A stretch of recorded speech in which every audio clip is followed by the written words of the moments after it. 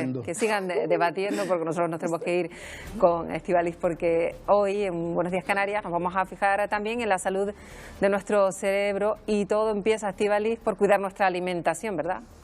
Efectivamente, Marta, fíjate que expertos en neurociencia dicen que para poder tratar la cabeza hay que examinar primero el vientre, y eso es precisamente lo que se recoge en este libro, Pon en forma tu cerebro, de Raquel Marín. Es neurocientífica, es catedrática de Fisiología y profesora de la Universidad de La Laguna. No es la primera vez que nos acompaña en Buenos Días Canarias. Raquel, ¿qué tal? Muy buenos días. Buenos días, Estíbaliz. Bueno, un libro muy interesante que no pretende ser un libro de autoayuda, para que la gente lo entienda, ¿no? No, en absoluto. Yo soy científica y no quiero cambiar la vida de nadie, sino simplemente informar y dar herramientas para que tú, con lo que sabes y con lo que te puedo enseñar, aprendas a utilizar las herramientas para mejorar tu vida. ¿Tan importante el intestino para nuestra salud mental? Fundamental. De hecho, es probable que muchos de los aspectos que tienen que ver con problemas en la cabeza empiecen en el intestino. Pues no digas más, Raquel, porque en un ratito estaremos junto a ella, Marta, en el plató de Buenos Días Canarias, hablando de su último libro, Pon en forma tu cerebro, junto a Raquel Marín. Pues muy interesante, estamos esperando a Raquel Marín aquí en el plató. Hasta ahora, Estíbaliz. Hasta ahora, Marta. Paramos para la publicidad y a la vuelta escuchamos a Raquel Marín y hablamos de su último libro. Hasta ahora.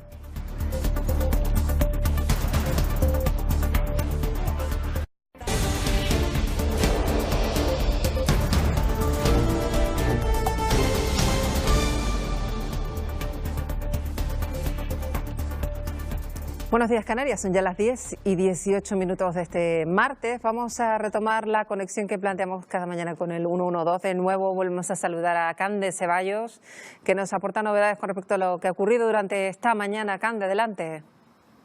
Hola, buenos días. Pues en cuanto al incendio que afecta a Chatarra, en el polígono industrial de Las Torres, la capital Gran Canaria, los bomberos del municipio ya lo han dado por controlado, y por el momento el personal del Servicio de Urgencias Canario no ha tenido que realizar asistencias sanitarias en la zona. Además, en estas primeras horas de la mañana se han registrado 4 accidentes de tráfico en los que se han visto implicados motoristas en Tenerife. El más grave se localizó en el municipio de Arona, donde el personal del SUC asistió al motorista, que había sufrido una caída y presentaba un traumatismo en la pierna de carácter grave. Por último, en San Bartolomé de Tirajana, en Gran Canaria, un varón de 63 años ha resultado herido de carácter moderado tras ser atropellado. Gracias, Cande, por esa última hora. Muy buenos días. Gracias a ustedes, buenos días. Y ahora vamos ya a ocuparnos de ese asunto que les adelantábamos antes de la publicidad, y cada vez, a medida que vamos conociendo estudios, nos queda más claro que la relación entre la alimentación y la salud es impresionante. Estíbaliz. Y eso queda bien recogido en este libro del que vamos a hablar, Marta, porque no hay mente sana con alimentación de mala calidad. El cuidado de tu cerebro es tu mejor proyecto de vida. Son algunas de las frases que nos encontramos entre las páginas del último libro de la neurocientífica Raquel Marín. De los desequilibrios que se den en el interior de nuestro intestino va a depender nuestra salud mental. Cerebro e intestino están permanentemente comunicados. De hecho, el intestino cuenta con su propio sistema nervioso, compuesto por 200 millones de neuronas. Por eso, aprender a reconocer los alimentos que favorecen nuestro bienestar interior va a contribuir a potenciar nuestra capacidad intelectual, la memoria, el humor o la concentración, entre otras funciones. Pues precisamente todo esto está recogido, como decimos, en este libro, Pon en forma tu cerebro, de Raquel Marín. Es neurocientífica, catedrática de Fisiología, profesora de la Universidad de La Laguna. Raquel, ¿qué tal? Muy buenos días. Buenos días, Estíbaliz. Buenos días a todos. Bueno, un libro que recoge prácticamente todas las facetas de nuestra vida, ¿no? Desde que nacemos, pasa por la adolescencia, por la etapa adulta, y también incluso se detiene en un espacio muy importante para la mujer, en una etapa importante, en la menopausia. Sí, bueno, porque la transición hormonal es también muy importante para el cerebro. No lo sabemos normalmente, pero las hormonas sexuales femeninas ejercen funciones tremendamente importantes para la salud cerebral.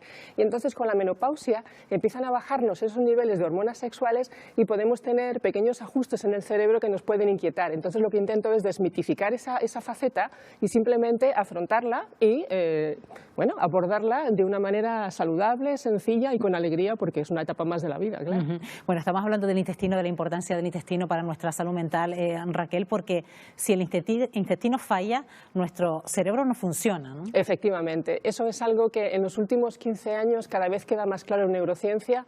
Si queremos abordar un problema neurológico, muchas veces tenemos que mirar primero las tripas, porque bueno, no es solamente el intestino, sino esa gran flora intestinal que ocupa aproximadamente 2 kilos de nuestro peso, que está albergada en el intestino y que realmente ejerce para el organismo microorganismo funciones absolutamente esenciales. No solamente desde el punto de vista que siempre pensamos, alergias, asma, etcétera, u obesidad, sino también para trastornos neurológicos. Ya lo estábamos escuchando en la introducción de esta entrevista, Raquel, porque el intestino cuenta con su propio sistema nervioso, ¿no? Sí, bueno, evidentemente piensa que el intestino se mueve. Cuando hay una digestión, el intestino se mueve y entonces ese movimiento también es ayudado por las neuronas que tiene.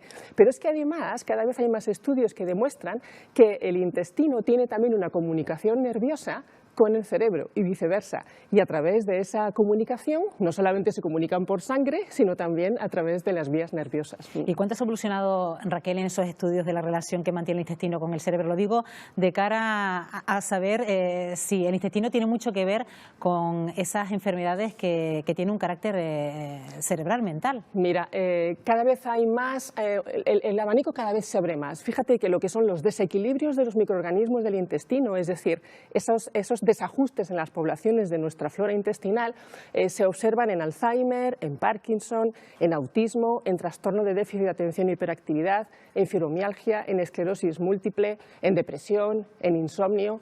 Y la cifra sigue aumentando.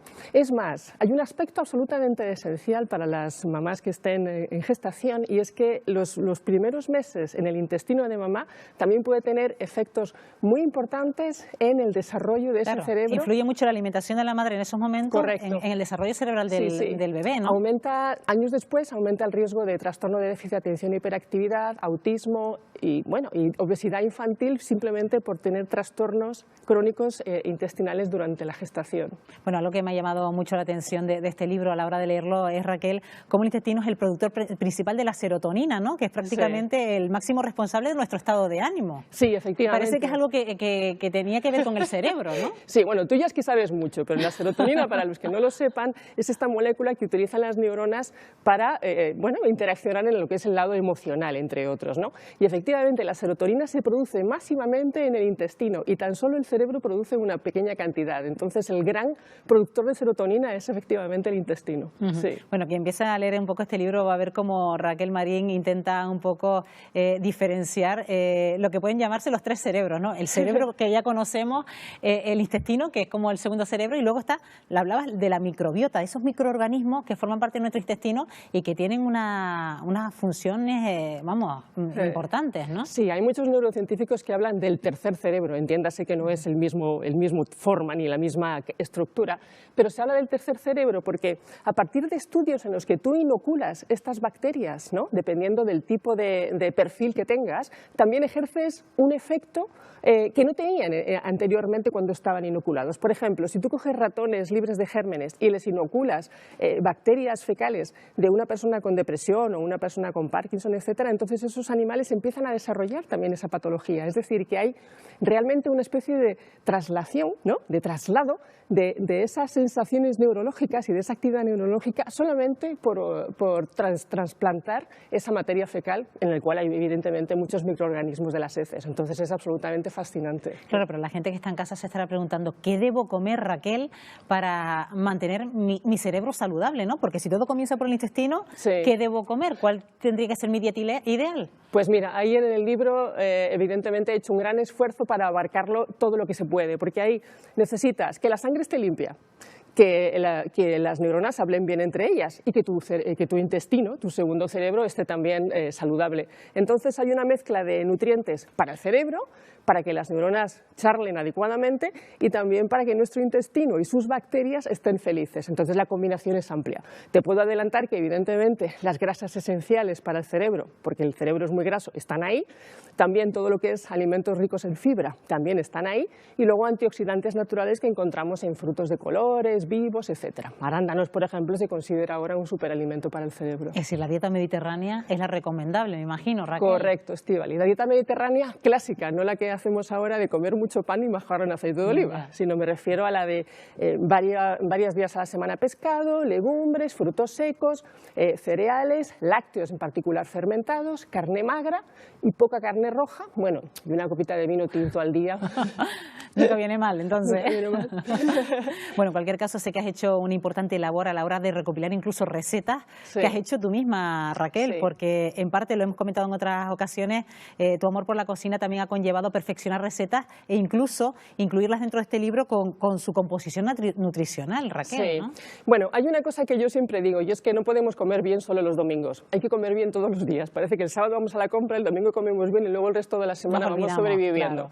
Entonces, hay que comer bien todos los días. Y como yo tampoco soy una persona que tenga mucho tiempo ni para comprar ni para cocinar, entonces he buscado la manera de que no nos salgamos de nuestra rutina, pero que de alguna manera, con pequeños detalles y pequeños añadidos o incluso reemplazos, consigamos una receta muy rica para el cerebro, pues también siendo un lunes o un martes. Ujú. Bueno, y hablando precisamente de nuestra alimentación, hablabas de que las grasas son importantes para nuestro cerebro, Sí. pero que hay del azúcar, porque al fin y al cabo siempre se habla de que la glucosa es importante para el funcionamiento de nuestro cerebro. Pero bueno, ¿dónde buscamos ese azúcar que es esencial y que es saludable para nuestro cerebro? Porque eso siempre conlleva la confusión, Raquel. Claro, verás, glucosa no hace falta buscarla, está en prácticamente todos los alimentos, desde un pescado, una fruta, una verdura, ahí está.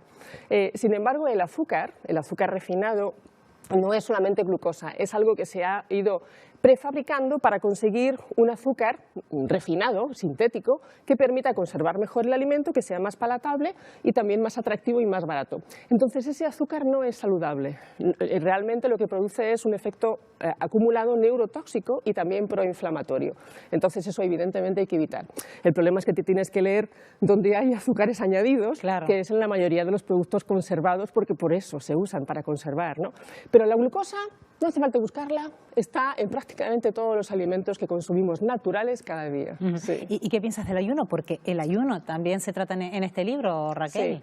El ayuno, evidentemente, tiene que ser en personas que puedan ayunar, que no tengan síndrome metabólico, que no tengan fragilidad o algún tipo de patología, ¿no?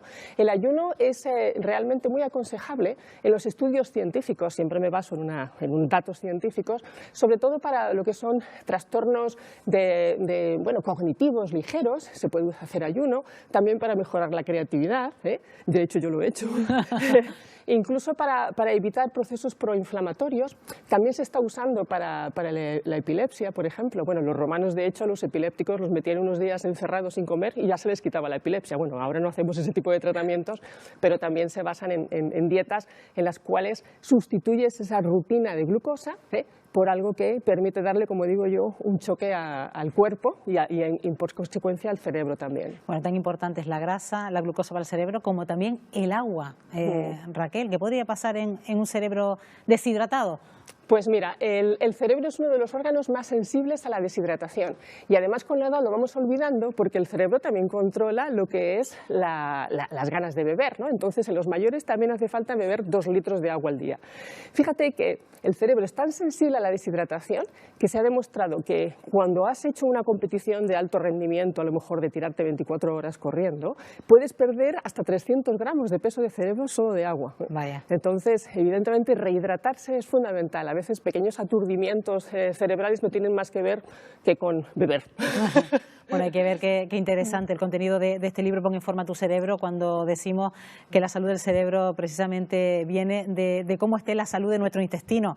Así que aquí está este libro, Pon en forma tu cerebro, de Raquel Marín. Raquel, muchísima suerte y muchísimos éxitos con este nuevo libro. Muchísimas gracias. Lo más importante es que sea de utilidad para las personas y con eso ya me sentiré satisfecha. Y sobre todo por las recetas que tiene en su interior. Gracias, Raquel. Buenos días. Bueno, pues lo ven, ya una forma también de introducirnos en la buena cocina, la de Raquel Marín, y sobre todo porque una buena salud intestinal, Marta, tiene mucho que ver con nuestra salud cerebral. Pues muy interesante, así que habrá que apuntar esas recetas que propone Raquel Marín. Gracias Raquel, un placer recibirte como siempre.